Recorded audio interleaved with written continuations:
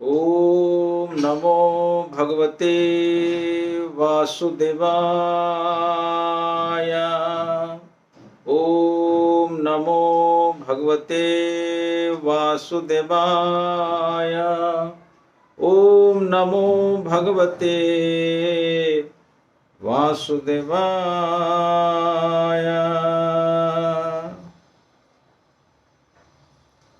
आप सभी भक्तों का स्वागत है, आप सबका अभिनंदन और अभिवादन है। आइए भागवत की चर्चा में प्रवेश करेंगे। उसके पूर्व इन दो पंक्तियों को गुनगुनाते हैं। आओ पीते हैं भागवत रस, जीवन होगा अति सरस। आओ पीते हैं भगवत रस, जीवन होगा सदा सरस। हरे कृष्णा। हम लोग चर्चा कर रहे हैं श्रीमद् भागवत के 6 प्रश्न एवं उनके उत्तरों का। इसी क्रम में हम सब ने सुना है जीवन का परम श्रेय क्या है, उस श्रेय प्राप्ति का मार्ग क्या है। भगवान श्री कृष्ण ने देवकी वसुदेव के यहाँ क्यों अवतार लिया और अवतार लेकर उन्होंने कौन कौन सी लीला की। इन 4 प्रश्नों के उत्तर हम सब ने संक्षेप रूप से सुना है। आज हम लोग पंचम प्रश्न पर चर्चा करेंगे। पंचम प्रश्न क्या है? सुत गोस्वामी से सौनकादि मुनियों ने पूछा, अथाख्यायी हरिर्धीमन अवतार कथा शुभा, लीला विदधत स्वीरम ईश्वरस्य आत्ममायया। यह श्लोक प्रथम स्कंद के प्रथम अध्याय के अंतर्गत है। मैंने प्रथम दिन ही बतलाया था। देखिए स्पष्ट है इस श्लोक का उत्तर। अथ आख्यायी हरिर धीमन। सुत गोस्वामी को संबोधन करते हैं धीमन। धीमन माने बुद्धिमान। इसका सीधा सीधा अर्थ होता है कि जब तक व्यक्ति में सूक्ष्म और शुभ बुद्धि का उदय नहीं होगा, वो भगवान के बारे में ना तो प्रश्न करेगा ना तो समझ पाएगा। इसलिए धीमन शब्द। और भगवान के बारे में समझना इतना गूढ़ है, बड़े बड़े मुनि भी मोहित होते हैं। श्रोता वक्ता ज्ञान निधि कथा राम के गूढ़, किम समझो में मंदमती कलिमल ग्रसित विमूढ़। संत तुलसीदास गोस्वामी ने ऐसा कहा है। सो हरि का अवतार भगवान श्री कृष्ण पूर्ण पुरुषोत्तम सर्व अवतार के मूल यही है। इनके जो अवतार, इनको सभी लोग समझ नहीं पाते। एक तो हरि है कि नहीं विश्वास नहीं करते, अवतारों के बारे में तो प्रश्न करना उत्तर पाना बहुत ही दुर्लभ व्यापार है। यहां पर हम 4 प्रश्न कर सकते हैं। कस्य अवतार, किसका अवतार है? कस्य कथम, कैसे अवतार लेते हैं? कस्य कथम कुत्र, कहां लेते हैं? जैसे नरसिंह भगवान का अवतार होता है हिरण्यकश्यप के वहां, बारह भगवान का अवतार होता है ब्रह्मा जी के नासापुर से। इसलिए कुत्र, कहां अवतार होता है? राम जी का अवतार होता है अयोध्या में, भगवान श्री कृष्ण का अवतार होता है मथुरा में। इसलिए कुत्र माने कहां, और किमर्थम, किमर्थम माने प्रयोजन क्या है, किस प्रयोजन की सिद्धि करने के लिए। सब मित्रों 4 प्रश्न याद रखो। किमर्थम, कुत्र, कस्य और कथम।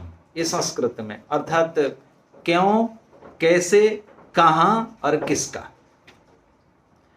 ये सब बिना बुद्धि के व्यक्ति नहीं समझ सकता। इसलिए सुत गोस्वामी बड़े बुद्धिमान थे, उनसे पूछा कि आप बताइए। इसके अतिरिक्त कहते हैं उन अवतारों की, वो अवतार भगवान कैसे लेते हैं? आत्म माया, अपनी इच्छा से, अपनी योगमाया शक्ति से भगवान भिन्न भिन्न अवतार ग्रहण करते हैं। कहीं खंभों को फाड़ करके, कहीं ब्रह्मा जी के नासापुट से, कहीं किसी कोई राजा जलांजलि दे रहा था, उस जल से, अंजलिभूत जल से प्रादुर्भूत हो जाते हैं। सो भगवान के आविर्भाव का स्थान भी बड़ा विचित्र है। ये सब बहुत ही अद्भुत है। पर ध्यान रखना, भगवान अपनी इच्छा से अपनी माया शक्ति को बस में करते हुए वो जन्म लेते हैं।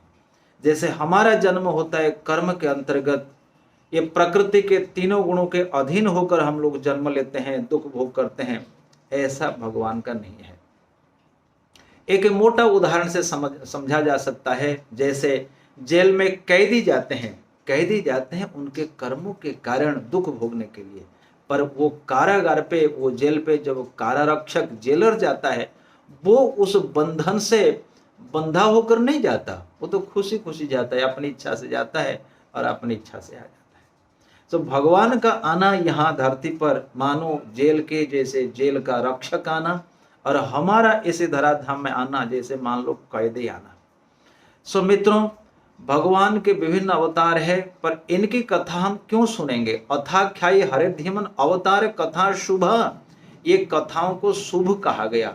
आचार्य गिरधर लाल कहते हैं कि शुभ शब्द का अर्थ होता है वक्तृ और श्रोतृणाम अभिष्ट शुभ फलदायक। बोले जो इन कथाओं का गायन करता है, जो इन कथाओं का श्रवण करता है, उनके धर्म अर्थ काम मोक्ष सब सिद्ध होते हैं, अर्थात उनकी जीवन यात्रा मंगलमय हो जाती है। यह कल और परकल केवल शुभ ही शुभ। शुभ का एक अर्थ भी होता है, आचार्य चक्रवर्ती कहते हैं अमायिक, माने माया का अंतर्गत नहीं है। इसलिए मित्रों, संसार में आप जिसका भी गुणगान करोगे वो माया के अंतर्गत है। या तो हरि भक्त या तो हरि, वो माया से परे है। बाकी संसार का किसी का भी गुणगान करोगे उससे केवल दुख मिलेगा। इसलिए शुभ शब्द का अर्थ होता है अमायिक। अमायिक माने माया शक्ति से अंतर्गत नहीं, माया शक्ति के अंतर्गत नहीं है, वो तो चिन्मयी शक्ति के अंतर्गत है। इसीलिए विद्वान व्यक्ति, भक्तजन, ज्ञानीजन भगवान के उस चिन्मयी कथा का, अवतार कथा का गुणानुवाद नित्य निरंतर करते रहते हैं, जो शुभ फल देने वाली हैं। इसलिए कीर्तन का इतना महत्व है मित्रों। सो भगवान ने कौन सी अवतार ली? स्वयं अपनी इच्छा से, अपनी माया। भगवान ने गीता में भी कहा है कि संभवा में आत्म माया, अपनी इच्छा से। गोस्वामी तुलसीदास कहते हैं विप्रधेनु सुर संत हित लीन मनुज अवतार, निज इच्छा निर्मित तनु माया गुण गोपार। माया गुण माने त्रिगुण सत्व रज तम, और गु माने इंद्रियां, इंद्रियों से परे, माया से परे वो मायापति अपनी इच्छा से इस संसार में अवतरित होते हैं।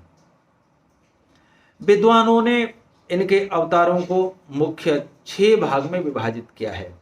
प्रथम अवतार है पुरुष अवतार, दूसरे हैं गुणावतार, तीसरे है लीला अवतार, चौथे है मनवंतर अवतार, 5वें में है युगावतार, और 6 में है आवेश अवतार। अब ये पुरुष अवतार क्या है?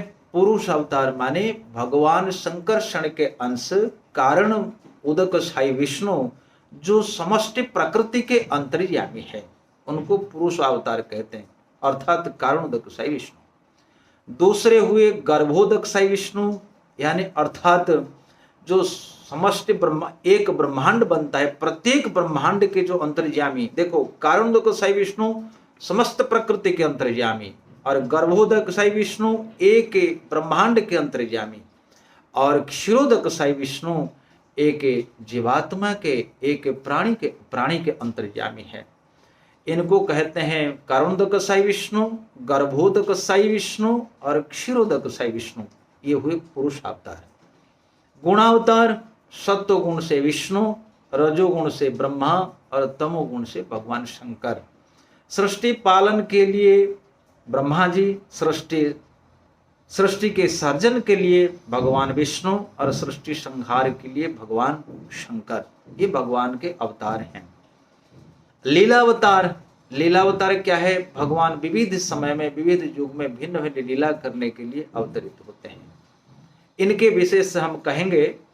आगे आवेश अवतार, भगवान की किसी शक्ति का किसी जीव पर आवेश होता है, उनको आवेश अवतार कहते हैं। जैसे शौनक आदि, इनमें ज्ञान प्राधान्य है, इसलिए इनको आवेश अवतार कहते हैं।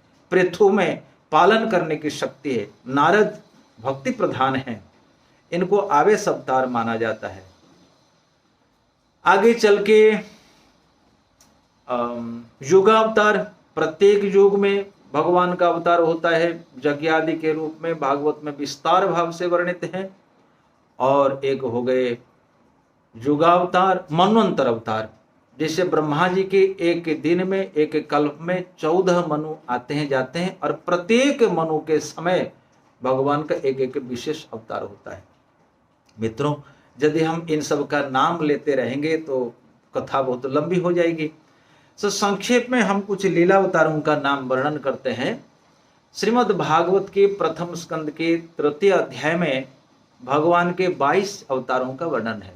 वैसे तो जयदेव गोस्वामी ने 10 अवतारों का वर्णन किया है। केशव धृत मीन शरीर जय जगदीश हरे, केशव धृत शुकर रूप, केशव धृत कुर्म शरीर, केशव धृत वामन रूप, केशव धृत नरसिंह रूप, केशव धृत रघुपति रूप, केशव धृत भृगुपति रूप, केशव धृत हलधर रूप, केशव धृत कल्कि शरीर, केशव धृत बुद्ध शरीर, जय जगदीश हरे। इस प्रकार से 10 अवतारों का नाम लिया है।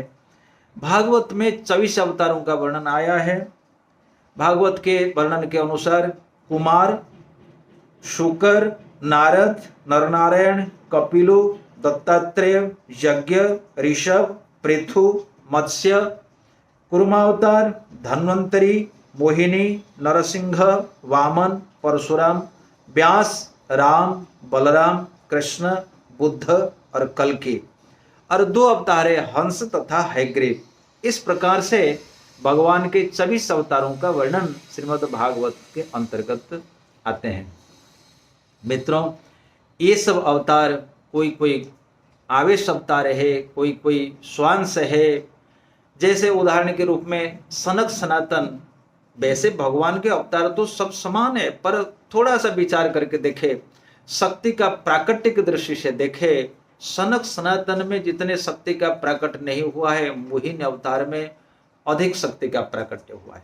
मोहिनी अवतार में शक्ति का जितना प्राकट्य नहीं हुआ है, मत्स्य, कुरुम और नरसिंह में और अधिक शक्ति का प्राकट्य हुआ है। और इनमें जितना शक्ति का प्राकट्य नहीं हुआ है, राम और कृष्ण में संपूर्ण शक्ति का प्राकट्य हुआ है। ऐसा मानो जैसे कोई पीएचडी वाला आदमी हो, वो किसी यूपी स्कूल में जाता है, वो बच्चों के स्टैंडर्ड के अनुसार बात करता है। कहीं वो माध्यमिक स्कूल में जाता है, वो उनके स्तर के अनुसार बातें करता है। कॉलेज में आता है उनके स्तर पे, और वो जब कहीं कोई स्नातकोत्तर बच्चों को पढ़ाता है, वो अपनी पूर्ण शक्ति से, पूर्ण क्षमता से। तो श्री कृष्ण इस संसार में जितने अवतार है, पूर्ण पुरुषोत्तम भगवान श्री कृष्ण पूर्ण माने जाते हैं। इति चांसः कलाः पुंसः कृष्णस्तु भगवान स्वयं इंद्रारी व्याकुलम लोके मृडयन्ति युगे युगे। भगवान श्री कृष्ण पूर्ण पुरुषोत्तम है। रहने का स्थान उनके 4 है, ब्रज वृंदावन, मथुरा, द्वारका तथा गोलोक वृंदावन। सो भगवान श्री कृष्ण का नित्य विहार है गोलोक। ब्रज में आते हैं व्यवहारिक लीला करने के लिए, मथुरा में भी जाते हैं और द्वारका में जाते हैं। भगवान श्री कृष्ण के इस धराधाम की लीला श्रीधर स्वामी ने 3 भागों में वर्णन किया है। वो कहते हैं गोकुल लीला माने ब्रज लीला, और मथुरा लीला और द्वारका लीला। द्वारकेश, माथुरेश और ब्रजेश। और सबसे अधिक महत्वपूर्ण लीला है ब्रजेश, भगवान श्री कृष्ण की लीला। वो गोकुले वर्ण्यतो लीला सुर दुष्कर, देवताओं के लिए भी अतिशय दुष्कर है। इसलिए मित्रों, संक्षिप्त समय के अंतराल में हम सबने सूत गोस्वामी के द्वारा दिया गया 5वें प्रश्न का उत्तर सुना है। और ये अवतार की कथा है। यदि हम नित्य प्रति इन अवतारों को गुनगुनाते हैं तो निश्चित रूप से हमें सुफल मिलेगा। विशेष रूप से ये कोरोना के काल में भगवान का नाम, भगवान के अवतार जयदेव ने गाया है, बहुत सुंदर गाया है। प्रलय पयोधि जले धृतवान शिवेदम विहित बहित चरितम खेदम केशवधृत मीन शरीरा जय जगदीश हरे जय जगदीश हरे जय जगदीश हरे। भगवान का नाम है हरि। हरि माने भक्त दुख हरने वाले हैं। यदि कोई संसार में व्यक्ति दुखी है, भगवान कहते हैं सुनो मेरा नाम है हरि। यदि मेरे पास कोई अपना दुख लेकर के आता है तो निश्चित रूप से हम उनके दुखों को दूर कर देते हैं। इसलिए मित्रों, संकोच परित्याग करके, दुश्चिंता परित्याग करके, भय का परित्याग करके भगवान हरि का नाम लीजिए, उनका गुणगान कीजिए। निश्चित रूप से वे हरि हम सबका दुख हरण करेंगे। हरे कृष्णा। ये रसमयी कथा है ना, आपको यदि रस आता है आप इसको सुनिए, मित्रों को सुनाइए और इसको शेयर कर लीजिए। अब अभी तो हमने YouTube बहुत नया नया खोला है, प्लीज इसका सब्सक्राइब कर दीजिए और अपने मित्रों को बोलिए इसको सब्सक्राइब करके आगे बढ़ाइए। और बिल्कुल ये विशुद्ध प्रामाणिक कथा है, आप सबको महान लाभ प्राप्त होगा। धन्यवाद।